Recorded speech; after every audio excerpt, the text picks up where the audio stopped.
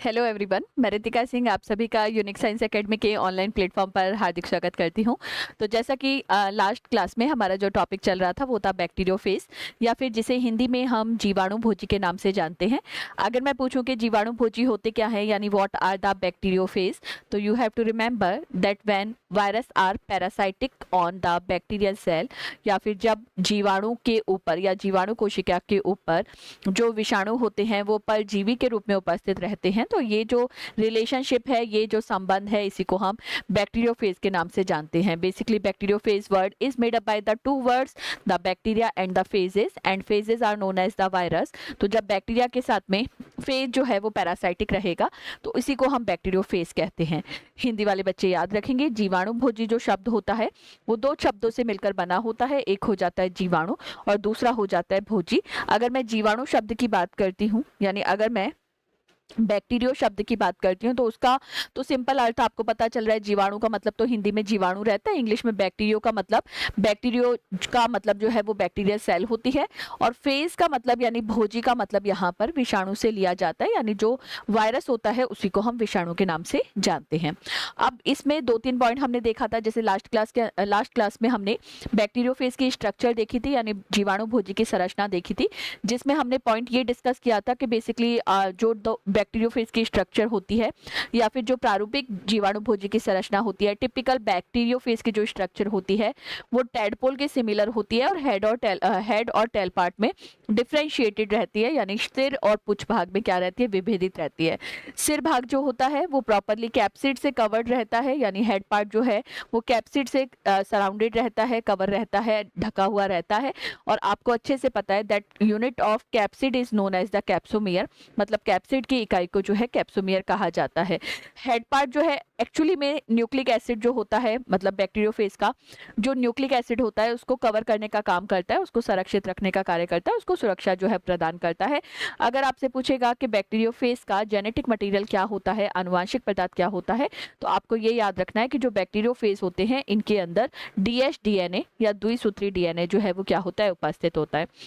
उसके बाद में हमने देखा था कि जैसे ही हेड पार्ट खत्म होता है तो जो कॉलर पार्ट आ जाता है, कॉलर भाग के नीचे जो है पुच्छ भाग स्टार्ट हो जाता है, यानी टेल पार्ट जो है स्टार्ट हो जाता है, और टेल पार्ट के लास्ट में यानी पुच्छ भाग के लास्ट में पुच्छ प्लेट उपस्थित होती है, यानी टेल फाइबर प्रेजेंट होते हैं, और उन टेल प्लेट से टेल फाइबर जो है वो मैं बोल सकती हूँ ओरिजिनेटेड होते हैं, जिसमें टेल फाइबर की जो नंबर रहता है, संख्या रहती है, वो रहती है 6। यानी बेसिकली एक बैक्टीरियोफेज के अंदर 6 टेल फाइबर्स जो है वो प्रेजेंट होते हैं, या एक जीवाणु भोजी के अंदर 6 पुच्छ तंतु जो है वो उपस्थित होते हैं।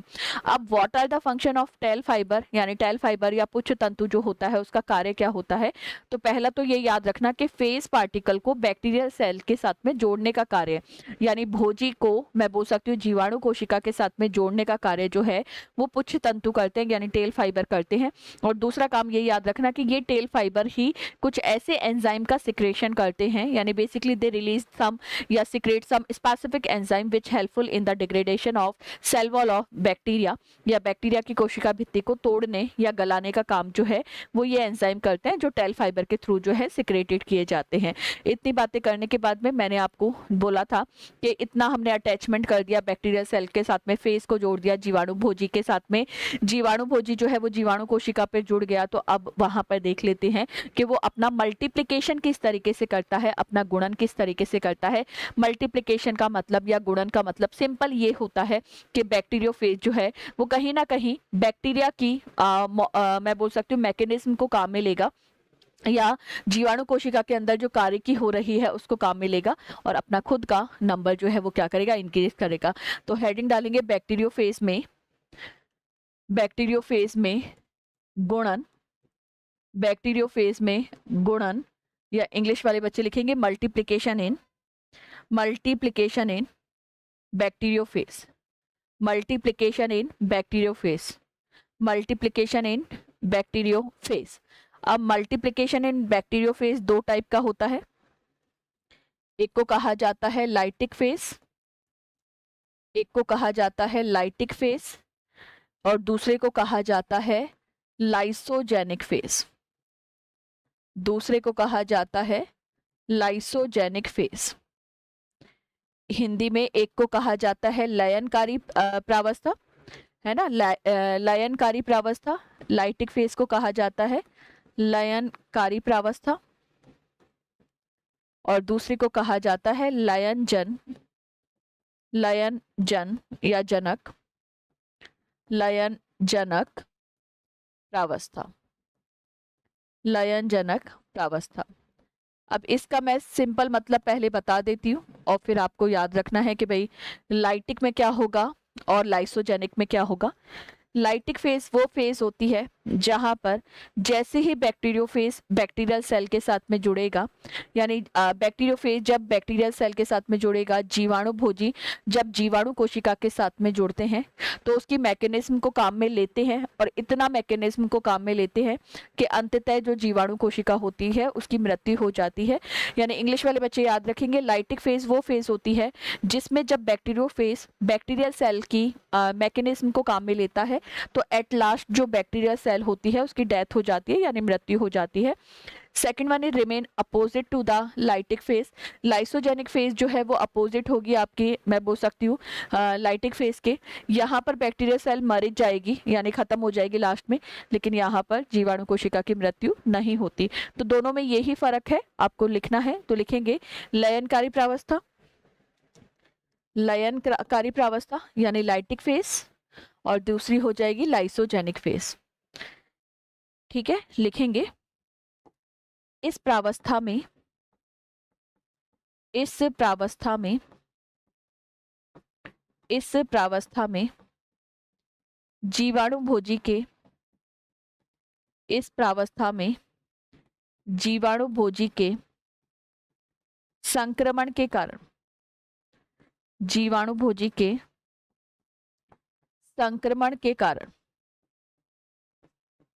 संक्रमण के कारण जीवाणु कोशिका की, जीवाणु कोशिका की मृत्यु हो जाती है, जीवाणु कोशिका की मृत्यु हो जाती है, जीवाणु कोशिका की मृत्यु हो जाती है। इंग्लिश वाले बच्चे लिखेंगे, इंग्लिश वाले बच्चे लिखेंगे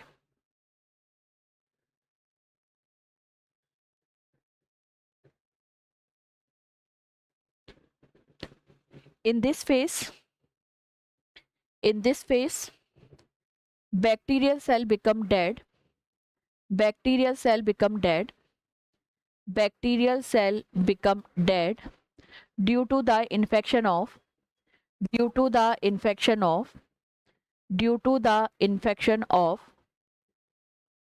due to the infection of bacteriophage, bacteriophage. और इसी में एक पॉइंट और लिखेंगे, अतः, अतः अंत में, अतः अंत में बहुत से, बहुत से नए जीवाणु भोजी, बहुत से नए जीवाणु भोजी, इंग्लिश में बैक्टीरियोफेज, जीवाणु भोजी, या फिर इंग्लिश में कहा जाएगा बैक्टीरियोफेज, बैक्टीरियोफेज मुक्त हो जाते हैं, बैक्टीरियोफेज मुक्त हो जाते हैं। मतलब जैसे ही बैक्टीरियल सेल मर जाएगी, डेड हो जाएगी, तो उसमें अंदर जो बैक्टीरियोफेज बने थे वो मुक्त हो जाएंगे, है ना। तो मुक्त हो जाते हैं लिखेंगे, मुक्त हो जाते हैं,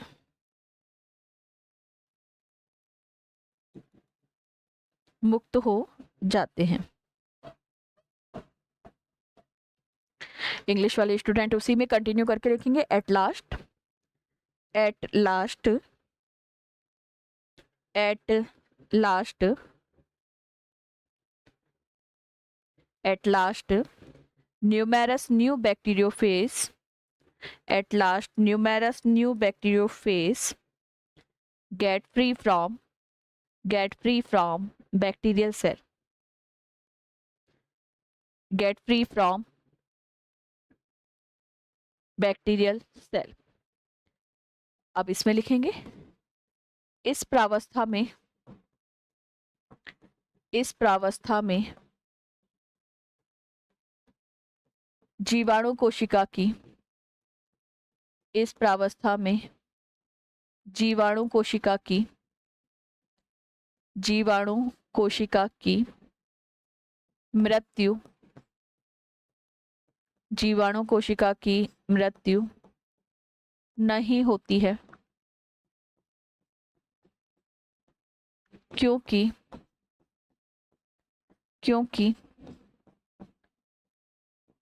जीवाणुभोजी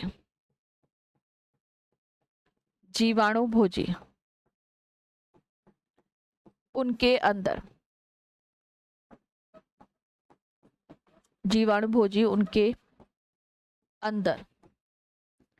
गुणन नहीं करते हैं, मतलब मल्टीप्लिकेशन नहीं करते, अपना नंबर इंक्रीज नहीं करते, तो जो बैक्टीरियल सेल है वो सरवाइव कर जाती है, उसकी डेथ जो है वो नहीं होती। तो इंग्लिश वाले स्टूडेंट लिखेंगे बेटा, इंग्लिश वाले स्टूडेंट लिखेंगे in this phase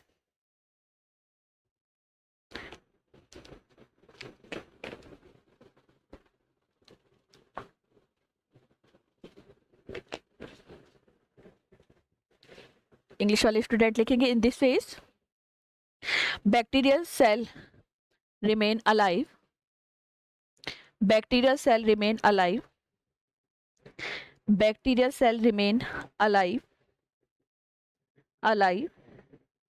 because bacteriophage does not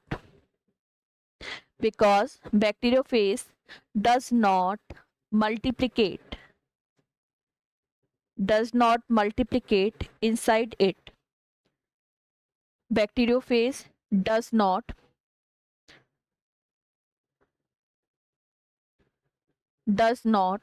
multiplicate inside it। अब दोनों फेजेस को डिटेल में देखना है तो पहले लाइटिक फेज देख लेंगे, फिर लाइसोजेनिक लिखेंगे। तो पहला लिखेंगे लाइटिक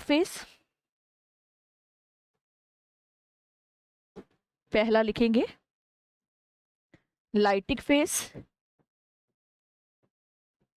हिंदी में लिखेंगे लयनकारी प्रावस्था,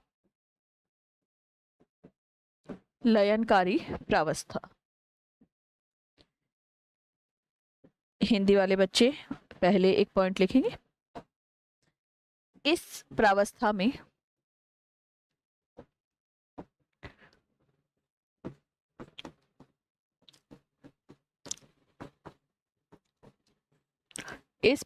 में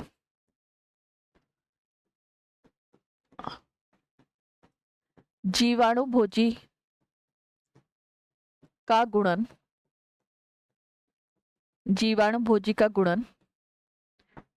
निम्न चरणों में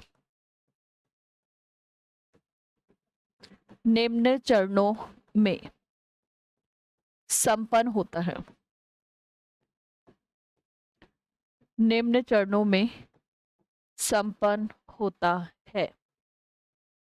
होता है।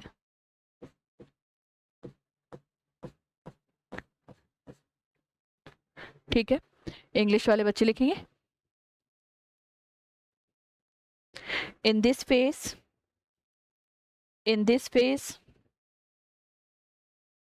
multiplication of bacteriophage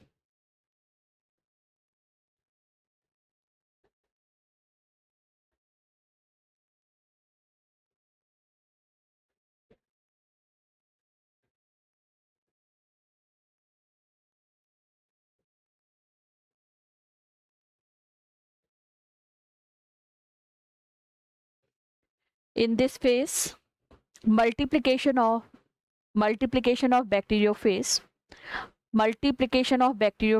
occur in following steps,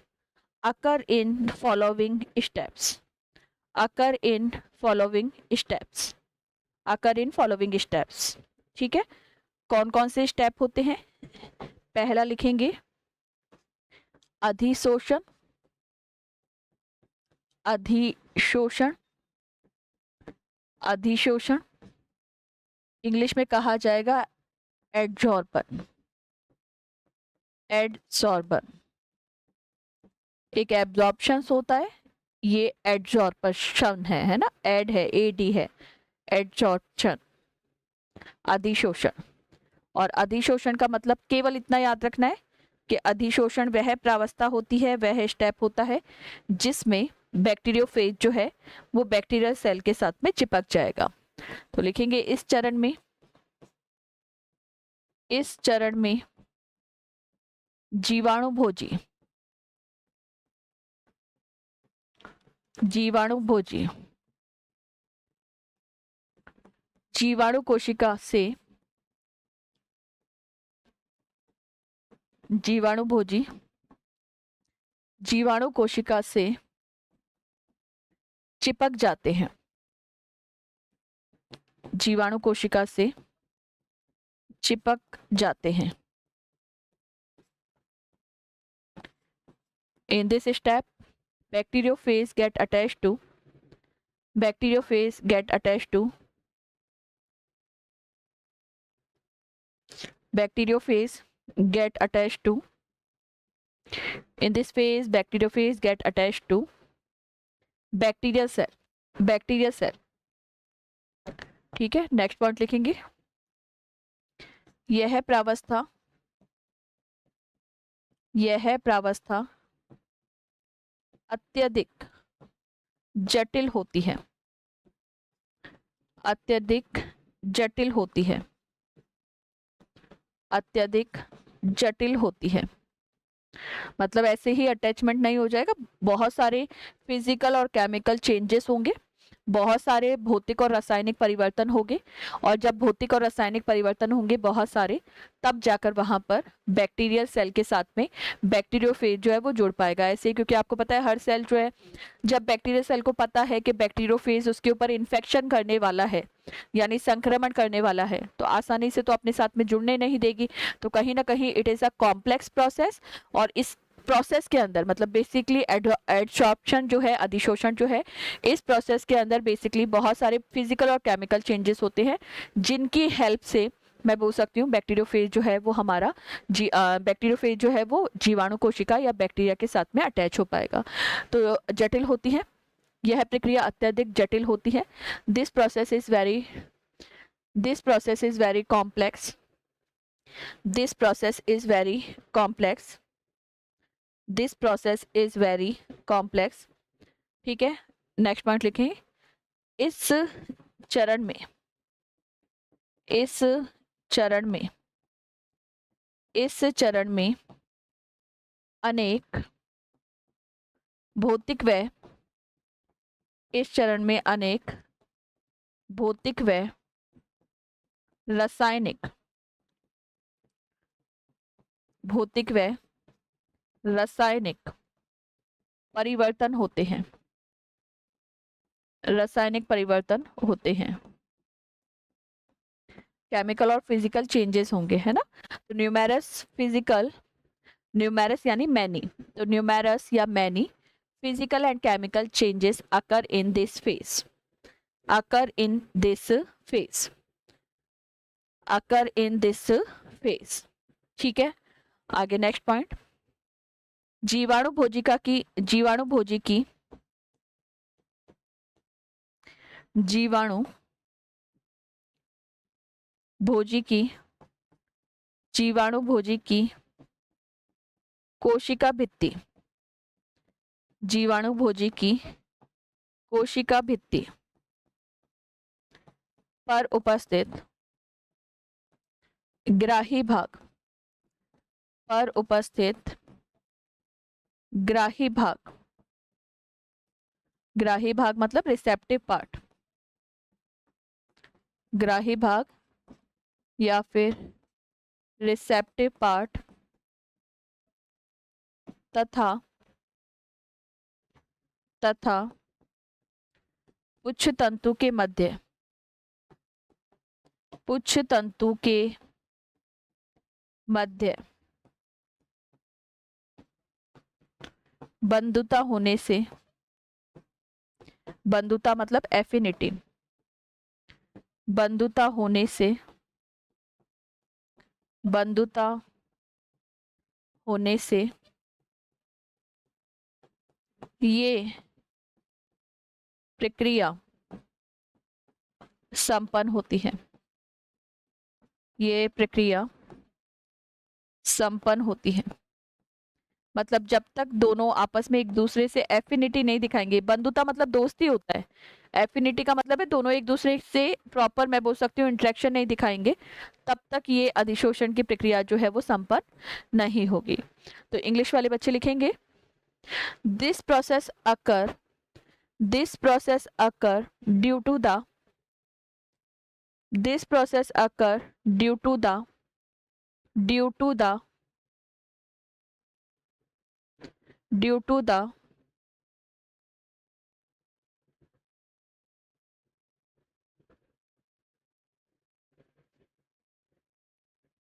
this process occur due to the presence of affinity, presence of affinity, this process occur due to the presence of affinity, affinity between the, between the receptive part of bacterial cell wall, between the receptive part of bacterial cell wall, bacterial cell wall and tail fiber, and tail fiber, tail fiber, tail fiber। ठीक है, चलिए next point लिखेंगे। सबसे पहले, सबसे पहले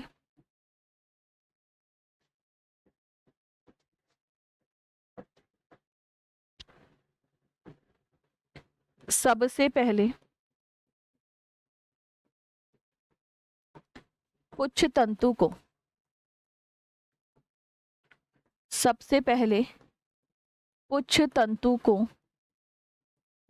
जीवाणु कोशिका भित्ति पर, पुच्छ तंतु को जीवाणु कोशिका भित्ति पर, जीवाणु कोशिका भित्ति पर स्थिर किया जाता है, स्थिर किया जाता है, स्थिर किया जाता है, जिसके पश्चात, जिसके पश्चात जीवाणु भोजी के स्पाइक, जीवाणु भोजी के स्पाइक की सहायता से, जीवाणु भोजी के स्पाइक की सहायता से, स्पाइक की सहायता से पुच्छ तंतु, स्पाइक की सहायता से पुच्छ तंतु, पुच्छ तंतु जीवाणु कोशिका भित्ति पर, जीवाणु कोशिका भित्ति पर, जीवाणु कोशिका भित्ति पर जुड़ जाते हैं, जीवाणु कोशिका भित्ति पर जुड़ जाते हैं।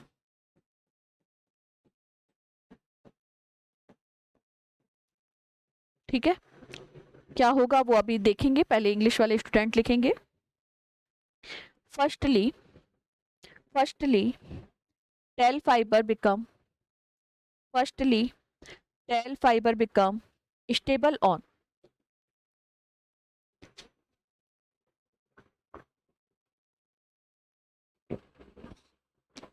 firstly tail fiber become stable on, stable on, firstly tail fiber become stable on bacterial cell wall, bacterial cell wall, bacterial cell wall, bacterial cell wall after which bacterial tail fiber after which bacterial tail fiber after which bacterial tail fiber get get attached on get attached on get attached on get attached on cell wall of bacteria cell wall of bacteria with the help of with the help of spikes of with the help of spikes of tail plate with the help of spikes of tail plate। ठीक है, चलो ये हो गया पहला step. Second step, जैसे ही दोनों आपस में जुड़ जाएंगे, मतलब बैक्टीरियोफेज और बैक्टीरियल सेल, तो फिर पेनिट्रेशन होगा।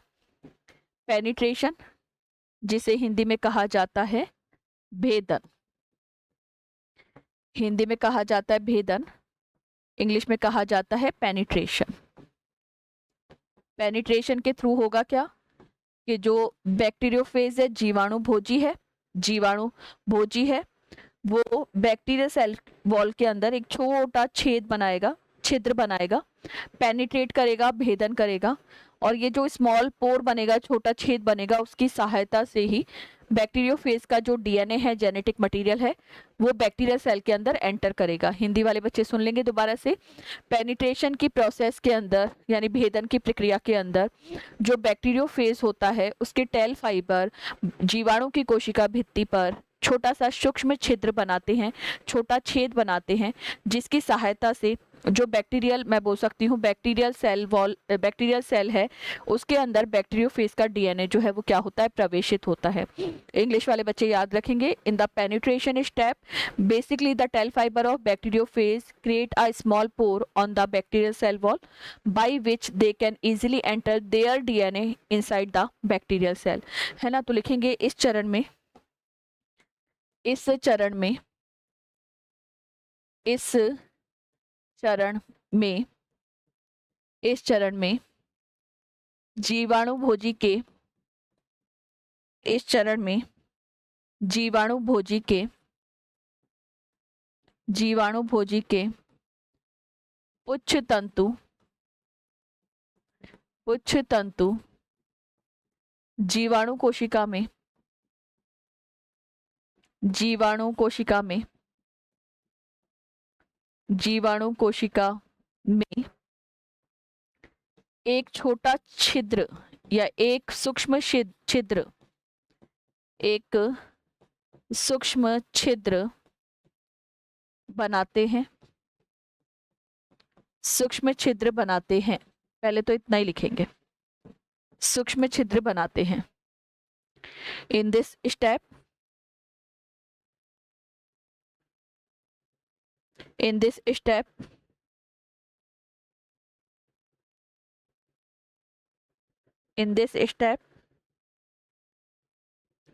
bacteriophage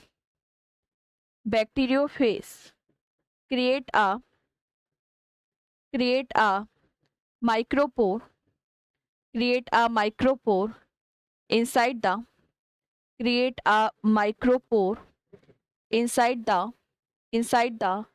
cell wall of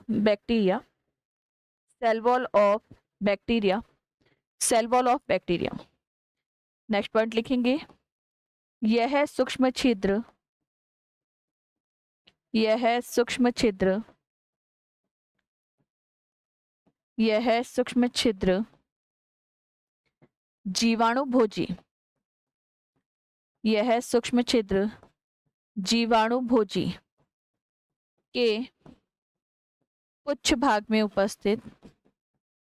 जीवाणु भोजी के पुच्छ भाग में उपस्थित लाइसोजाइम एंजाइम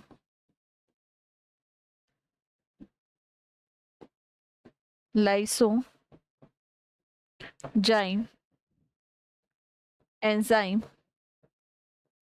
के कारण या की सहायता से बनाया जाता है। मतलब छेद हो रहा है तो वो छेद जो है वो लाइसोजाइम एंजाइम जो है उसके हेल्प से बनाया जाएगा। और लाइसोजाइम एंजाइम जो है वो टेल फाइबर में प्रेजेंट होता है ना, टेल फाइबर या पुच्छ तंतुओं में उपस्थित होता है। तो this small pour is created this small pore is created this small pore is created with the help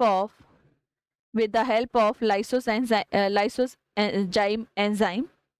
This small pore is created by lysozyme enzyme which is present inside the which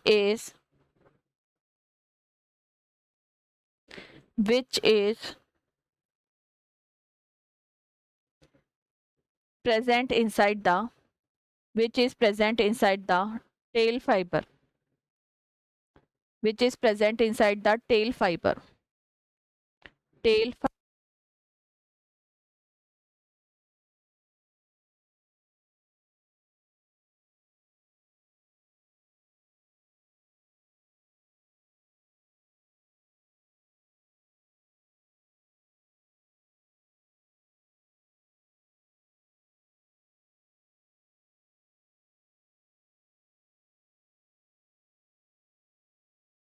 English वाले student लिखेंगे which is present inside the tail fibre.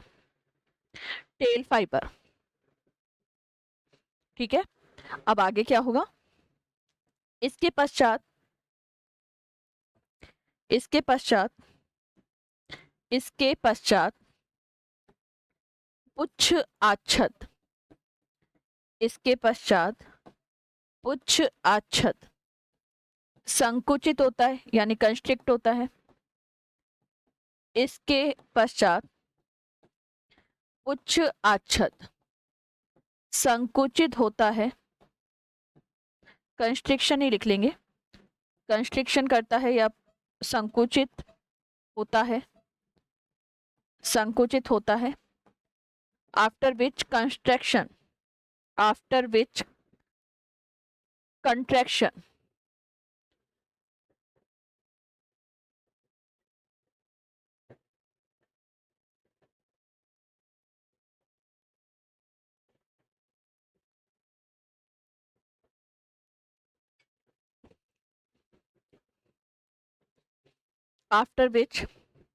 Contraction occur in tail sheath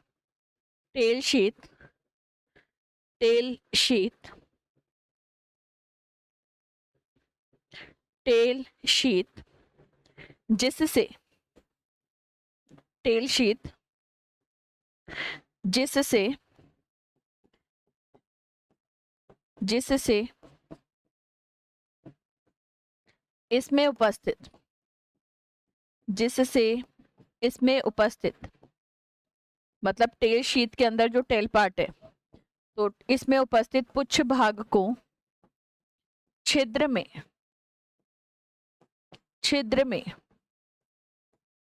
प्रवेशित करा दिया जाता है। छिद्र में प्रवेशित करा दिया जाता है। छिद्र में प्रवेशित करा दिया जाता है। Due to which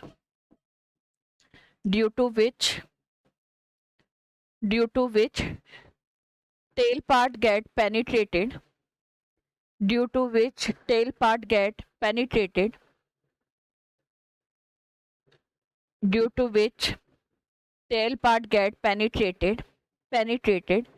inside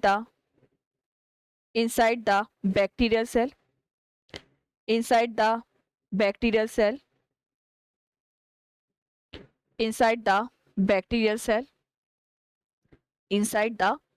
bacterial cell with the help of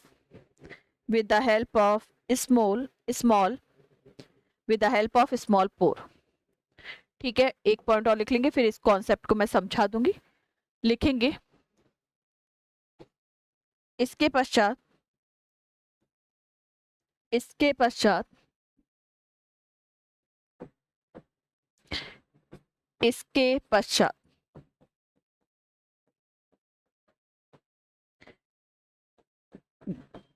पुच्छ भाग के द्वारा, इसके पश्चात पुच्छ भाग के द्वारा जीवाणुभोजी, पुच्छ भाग के द्वारा जीवाणुभोजी यानी बैक्टीरियोफेज, बैक्टीरियोफेज के डीएनए को, बैक्टीरियोफेज के डीएनए को जीवाणु कोशिका के भीतर, जीवाणु कोशिका के भीतर अंतःक्षेपित यानी इंजेक्टेड, अंतःक्षेपित यानी इंजेक्टेड कर दिया जाता है, इंजेक्टेड कर दिया जाता है, इंजेक्टेड कर दिया जाता है, इंजेक्टेड कर दिया जाता है। ठीक है, अब प्रोसेस को एक बार थोड़ा सा समझ लेते हैं और फिर चलेंगे आगे। मैं इंग्लिश में भी लिखवाऊंगी एक बार पहले।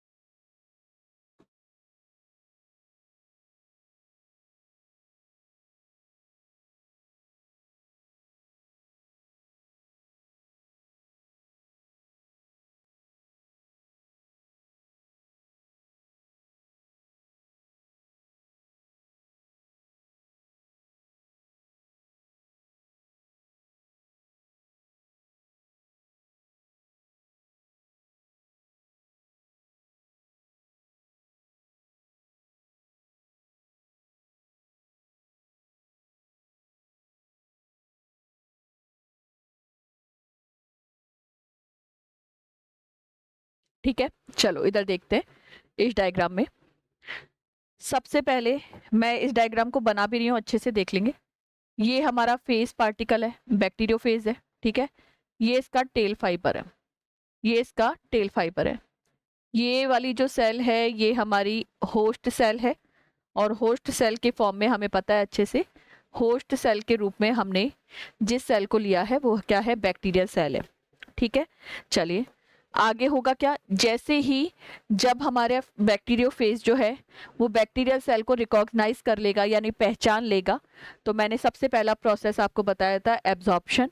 एब्जॉर्प्शन में होगा क्या कि जो हमारा बैक्टीरियोफेज है, ध्यान से सुनेंगे, जो हमारा बैक्टीरियोफेज है, the bacteriophage it get attach to the cell wall of, it get attach to the cell wall of bacteria, यानी ये बैक्टीरिया की सेल के साथ में या कोशिका भित्ति के साथ में क्या होगा, जुड़ जाएगा। उसके बाद में क्या होगा कि जो टेल फाइबर होता है, ध्यान से सुनेंगे, जो टेल फाइबर होता है वो यहाँ पर एक छिद्र जो है वो कर देगा। टेल फाइबर जो होगा बैक्टीरियोफेज का, वो एक छोटा छिद्र कर देगा बैक्टीरियल सेल के अंदर, और जैसे ही छोटा छेद हो जाएगा सेल वॉल ऑफ बैक्टीरिया के ऊपर, यानी जो हमारा जीवाणु कोशिका भित्ति है उसके ऊपर जैसे ही छेद हो जाएगा, तो फिर ये जो बैक्टीरियोफेज है ये अपना डीएनए जो है वो क्या कर देगा, अपना डीएनए, ये जो येलो कलर से बना हुआ है ना, इधर ध्यान देंगे, जो येलो कलर का है पार्ट ये है DNA of bacteria, DNA of bacteria यानी जीवाणु का, जीवाणु कोशिका का डीएनए, जीवाणु कोशिका का डीएनए। जीवाणु कोशिका का डीएनए, है ना। तो ये तो बैक्टीरियल डीएनए है। और जो ब्लैक रंग से आ गया, जो ब्लैक रंग से दिख रहा है, ये है फेज डीएनए, फेज का डीएनए। यानी उसने अपना डीएनए जो है वो अंदर डाल दिया, बैक्टीरियल सेल के अंदर इंसर्ट कर दिया। वो छेद जो बनाया गया था, जो पोर बनाया गया था स्मॉल, वो पोर इसीलिए बनाया गया था कि फेज जो है वो अपना डीएनए, यानी वायरस जो है वो अपना डीएनए क्या कर दे, वायरस जो है वो अपना डीएनए फेज के अंदर इंसर्ट कर दे। ठीक है। फिर इसके बाद में होगा क्या कि जैसे ही डीएनए अंदर चला गया तो भाई बैक्टीरियल डीएनए अपनी कॉपी तैयार करेगा। बैक्टीरिया का डीएनए या जीवाणु का जो डीएनए है वो अपनी कॉपी तैयार करेगा। जब अपनी कॉपी तैयार करेगा तो वो साथ में मैं बोल सकती हूँ फेस का डीएनए उसके साथ में जुड़ जाएगा, तो फेस का डीएनए भी अपनी कॉपी तैयार करवा लेगा।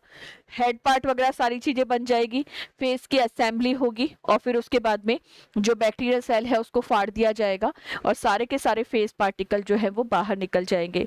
ये डायग्राम तो आपको समझ ही आया। मैं एक सिंपल सा डायग्राम और बताती हूँ आपको, जिससे मुझे उम्मीद है आपको बहुत अच्छे से समझ आ जाएगा। इधर ध्यान देंगे। मान के चलते हैं ये हमारी बैक्टीरियल सेल है, येलो कलर से बना रही हूँ। ठीक है। ये हो गई हमारी जीवाणु कोशिका,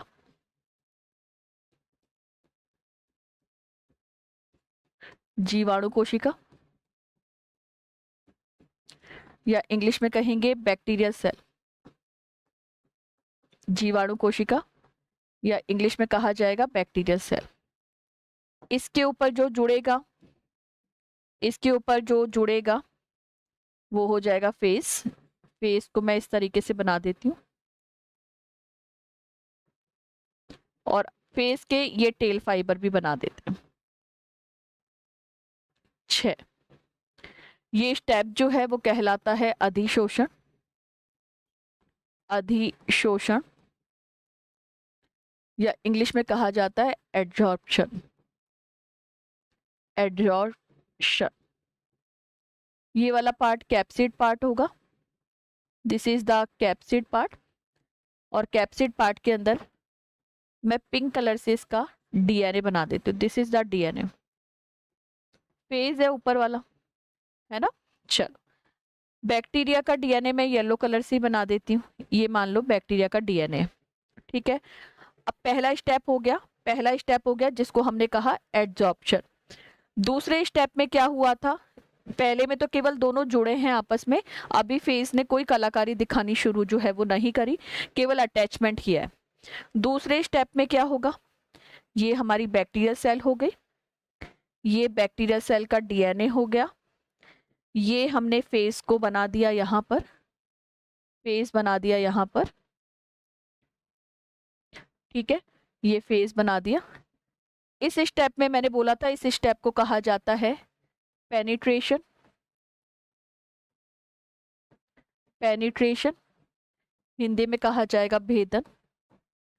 और भेदन में होगा क्या कि जो फेज है, जो फेज है ये यहाँ पर एक छेद कर देगा, यानी एक मैं बोल सकती हूँ पोर कर देगा, और उस पोर की हेल्प से इसका जो डीएनए है ये बैक्टीरिया सेल के अंदर आ जाएगा, है ना, बैक्टीरिया सेल के अंदर आगे आ जाएगा।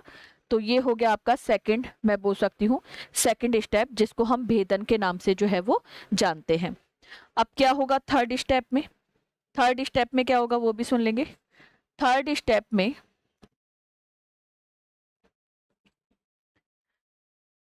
होगा क्या, जो बैक्टीरिया का डीएनए है, जो बैक्टीरिया सेल का डीएनए है उसके साथ में फेस का डीएनए भी जुड़ जाएगा। मान लेते हैं this is the DNA of bacteria, तो इसी डीएनए के साथ में फेस का डीएनए भी जोड़ दिया पिंक कलर का। और खुद जो फेज है उसका हेड पार्ट तो ऊपर ही रह गया, उसका अब कोई मतलब नहीं है, क्योंकि अब वो इन्फेक्टियस नहीं बचा, अब वो संक्रमण करने में सक्षम नहीं रहा, क्योंकि उसका डीएनए जो है वो ट्रांसफर हो चुका है। ठीक है, यहाँ पर ये होते हैं 3 स्टेप। अगले स्टेप में क्या होगा वो भी समझ लेंगे। अगले स्टेप में जब ये डीएनए अपनी कॉपी तैयार करेगा, कौन सा वाला, बैक्टीरिया का डीएनए, जब ये बैक्टीरियल डीएनए अपनी कॉपी तैयार करेगा तो उसमें साथ के साथ ही मैं बोलूंगी बैक्टीरियल डीएनए की तो कॉपी होगी ही तैयार, लेकिन उसके साथ में फेस के डीएनए की कॉपी भी तैयार हो जाएगी। मान लेते हैं मैंने 3 बना दिए, तो ये 3 कॉपी बन गई, 4 बना देंगे, ज़्यादा बेटर रहेगा, क्योंकि 1 से 2, 2 से 3 और 3 से 4। तो ये बन गया हमारा डीएनए। ठीक है। साथ में आपको ये याद रखना है कि इसी बैक्टीरियल सेल की मैकेनिज्म को यूज में लेकर, यानी इसी जीवाणु कोशिका की कार्यकी को काम में लेकर, कार्यकी को यानी फिजियोलॉजी को काम में लेकर, जो फेस डीएनए होता है, फेस डीएनए होता है, वो नेक पार्ट और हेड पार्ट भी बना लेता है। बहुत सारे नेक और हेड पार्ट भी बना लेता है।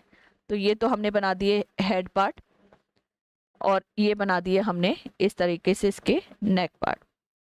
ठीक है। आगे क्या होगा? आगे हो जाएगा फेस की असेंबली। फेस असेंबली, असेंबली मतलब उसकी असेंबलिंग हो जाएगी, सारी चीजें आपस में जुड़ जाएगी। सारी चीजें आपस में जुड़ेगी तो यहाँ पर हमें जो वायरस है वो प्रॉपर बैक्टीरियोफेज की फॉर्म में दिखाई देने लग जाएगा। तो ये तो मैं बना देती हूँ हेड पार्ट।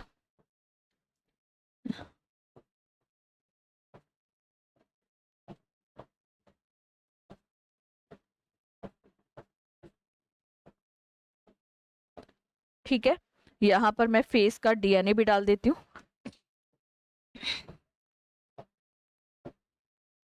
साथ में बैक्टीरियल डीएनए भी डाल देती हूँ थोड़ा सा।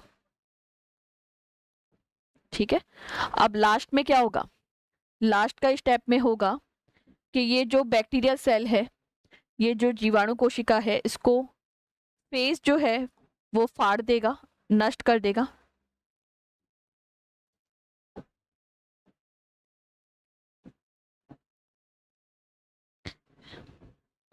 नष्ट कर देगा।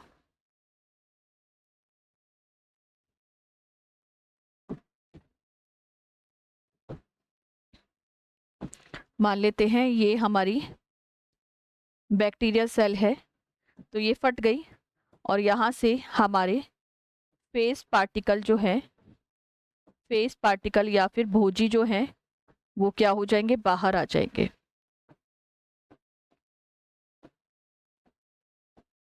डीएनए वापस से इनका सबका, सबके पास डीएनए तो है ही अपना।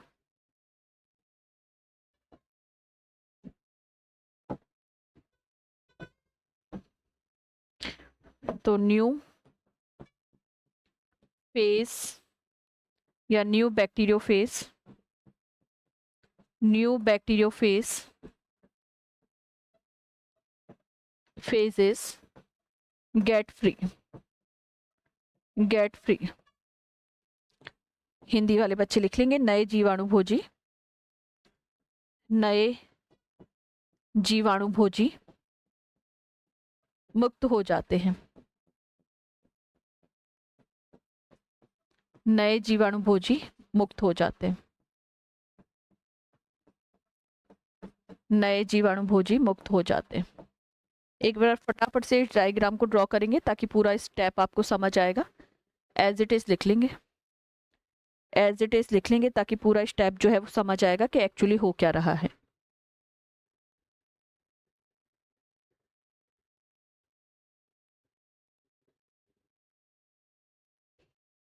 यहाँ भी लिख देती हूँ मैं।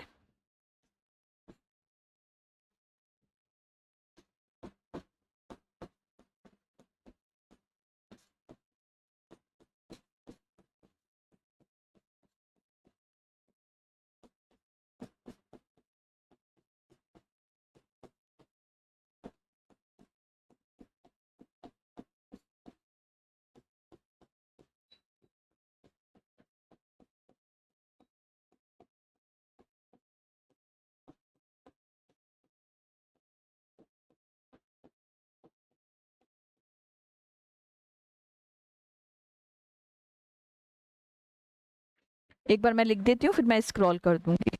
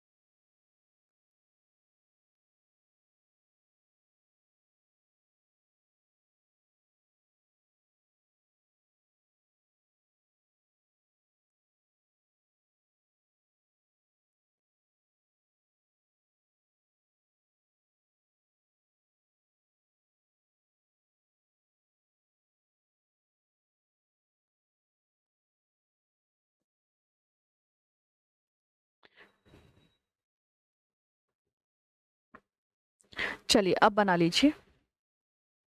ये जो बॉक्स बनाए येलो कलर से, ये सारे बैक्टीरियल सेल हैं। जितने भी बॉक्स मैंने बनाए हैं, these all are the bacterial cells. Same bacterial cell है, उसी के अंदर ये सारा काम हो रहा है। पूरी प्रोसेस जो है वो बैक्टीरियल सेल के अंदर ही कंप्लीट हो रही है। तो एज इट इज याद रखना है। जल्दी से इस डायग्राम को बनाएंगे, फिर चलते हैं आगे।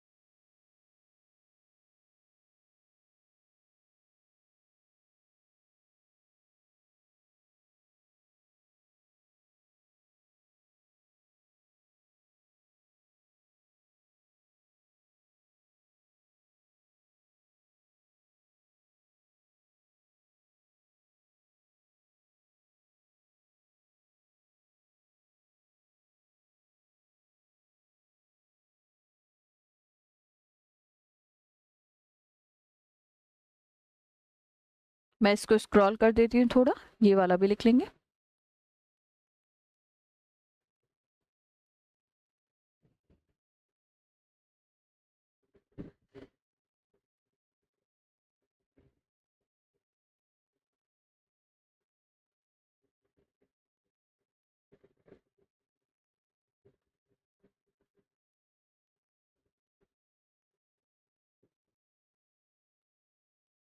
फेज असेंबलिंग मतलब फेज के जो भोजी के शरीर के संरचनात्मक घटक हैं वो आपस में जुड़ेंगे, है ना। शरीर के संरचनात्मक घटक जो हैं, जैसे हेड पार्ट है, सिर भाग है, ग्रीवा भाग है, ये सब आपस में जुड़ जाएंगे।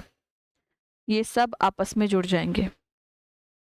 असेंबलिंग का मतलब है हेड पार्ट जो है वो नेक पार्ट के साथ में जुड़ जाएगा। हेड पार्ट जो है वो नेक पार्ट के साथ जुड़ जाएगा। फिर हेड पार्ट के अंदर डीएनए असेंबल हो जाएगा, डीएनए प्रवेशित हो जाएगा। तो यही आपका असेंबलिंग कहलाती है। और लास्ट में ये लिख लेंगे भाई, ये वाली सेल को फाड़ दिया ना, बैक्टीरियल सेल को फाड़ दिया, तो ये लाइटिक फेज हो गई, क्योंकि जीवाणु कोशिका है उसकी तो मृत्यु हो जाएगी। लिख भी देती हूँ मैं, बैक्टीरियल सेल बिकम डेड।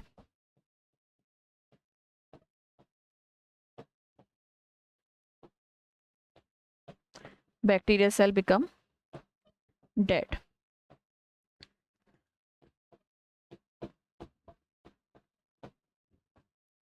जीवाणु कोशिका की मृत्यु हो जाती है। जीवाणु कोशिका की मृत्यु हो जाती है। जीवाणु कोशिका की मृत्यु हो जाती है, यानी डेथ हो जाती है। और सारे बैक्टीरियोफेज फ्री हो जाते हैं, यानी बाहर निकल जाते हैं। सारे बैक्टीरियोफेज फ्री हो जाते हैं, यानी बाहर निकल जाते हैं। बाहर निकल जाते हैं। लाइटिक का मतलब ये है किसी चीज को फाड़ देना। लाइटिक फेज का मतलब ये है कि आपने बैक्टीरियल सेल के अंदर इन्फेक्शन कॉज किया। यहाँ पर हम फेज की बात कर रहे हैं, यानी भोजी ने जीवाणु कोशिका के अंदर संक्रमण उत्पन्न किया और संक्रमण करके जीवाणु कोशिका को नष्ट कर दिया, यानी डिस्ट्रॉय कर दिया, खत्म कर दिया, मार दिया, है ना। तो ये हो गया लाइटिक फेज। अब लाइटिक फेज के दो स्टेप जो हैं, लाइटिक फेज के दो स्टेप जो हैं, एक है एड्सॉर्प्शन या अधिशोषण और दूसरा पेनिट्रेशन। ये दोनों स्टेप हम लोगों ने लिख लिया है, पढ़ लिया है। बैक्टीरियल डीएनए अंदर फेज डीएनए अंदर जा चुका है बैक्टीरियल डीएनए के पास में और उसके साथ में जुड़ चुका है। ये प्रोसेस के बाद में क्या होता है क्या नहीं होता, डायग्राम में तो हमने समझ लिया है, थ्योरी पार्ट भी हमें नोट करना है, वो थ्योरी पार्ट नोट करेंगे हम नेक्स्ट क्लास के अंदर। अभी के लिए इतना ही, थैंक यू सो मच।